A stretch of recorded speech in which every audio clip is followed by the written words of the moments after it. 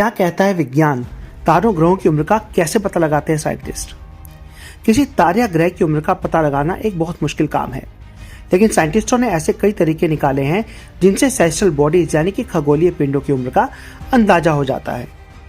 इनकी विभिन्न कैलकुलेशंस को एक्सेस करके उनकी नतीजों का उपयोग दूसरी स्टडीज में मिले नतीजों की तुलना करके वो पता लगाते रहते हैं कि कैलकुलेशन यानी कि गणना कितनी सही है, और नई डिवाइसेस या नए उपकरण भी कैलकुलेशन में सुधार करने में मदद करते हैं। खगोलीय पिंडों का अध्ययन एक बहुत ही व्यापक और विशाल क्षेत्र है। इसमें करोड़ों पिंडों का अवलोकन करना होता है, उन्हें एनालाइज करना होता है, और इन व्यवस्थित कैलकुलेशंस के आधार पर ही वैज्ञानिकों को कई महत्वपूर्ण जानकारियां मिलती हैं।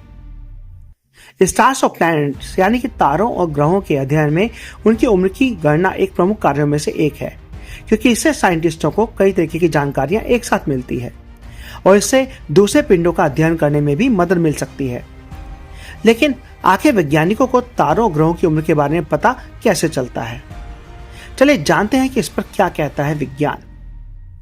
तारों और ग्रहों की उम्र से उनके जीवन चक्र यानी कि लाइफ साइकिल के बारे में काफी कुछ पता चल जाता है, और यह काम आसान नहीं होता, क्योंकि यहाँ सूर्य जैसे तारे अरबों सालों से एक जैसी चमक और टेम्परेचर को कायम रखे हुए हैं।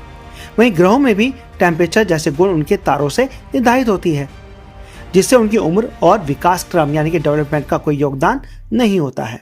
किसी तारे की उम्र का अंदाजा लगाने में अन्य विशेषताओं से मदद मिलती है, जैसे कि चमक और रंग, जो कि समय के साथ बदलता रहता है। बहुत ही सटीक मेजरमेंट से खगोलविद यानी कि साइंटिस्ट एक तारे की कैलकुलेशन की तुलना मैथमेटिकल मॉडल से करते हैं और ये अनुमान लगाते हैं कि क्या होगा जब तारों की उम्र बढ़ती जाएगी, और इससे वो उनकी आगे की उम्र का भी आकलन कर सकते हैं। इसके अलावा तारों की घूर्णन यानी कि उनका रोटेशन भी समय के साथ धीमा होता है। विभिन्न आयु के तारों की रोटेशन स्पीड की तुलना से तारों की उम्र का मैथमेटिकल डेवलपमेंट पता लगाया जा सकता है। इस प्रोसेस को जायरोक्रोनोलॉजी कहा जाता है। घूर्णन यानी कि रोटेशन से एक शक्तिशाली मैग्नेटिक फील्ड बनती है, जिससे सौर ज्वाला यानी कि सोलर फ्लेयर जैसी गतिविधियां होती हैं। चुंबकीय क्षेत्र में कमी भी तारे की उम्र के बारे में जानकारी दे सकती है। इसके अलावा तारों के अंदर से आने वाली वेव्स के कारण उसकी सतह के वाइब्रेशन से भी तारों की उम्र का पता चलता है। इससे सूर्य की उम्र का अनुमान 4.58 अरब साल लगाया गया है। इस एस्ट्रोसिस्मोलॉजी मेजर से सबसे पुराना उल्का पिंड 4.57 साल का पाया गया है, जो कि सूर्य की उम्र से मेल खाता है। रेडियो न्यूक्लियर का अध्ययन उम्र पता करने में एक शक्तिशाली तरीका है, लेकिन इसके लिए जरूरी है कि ग्रह की चट्टानों का सैंपल अध्ययन के उपलब्ध हो। वहीं डिस्टेंट प्लैनेट जो दूर के प्लैनेट्स हैं जैसे कि मंगल और चंद्रमा भी, उसमें मेट्रॉइड से बने क्रेटर की संख्या कंपैटिबली करके बताता है और ग्रह कितना पुराना है, लेकिन सतह की और जियोलॉजिकल एक्टिविटी जैसे प्रमाण मिटा भी देता है।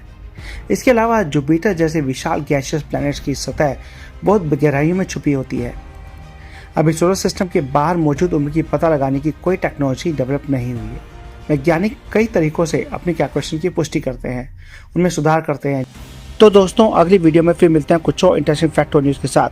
अगर आपको वीडियो पसंद आए तो लाइक शेयर सब्सक्राइब जरूर करें, और अगर आपको किसी स्पेशल टॉपिक के ऊपर वीडियो चाहिए तो आप हमें कमेंट में बता सकते हैं। Thank you.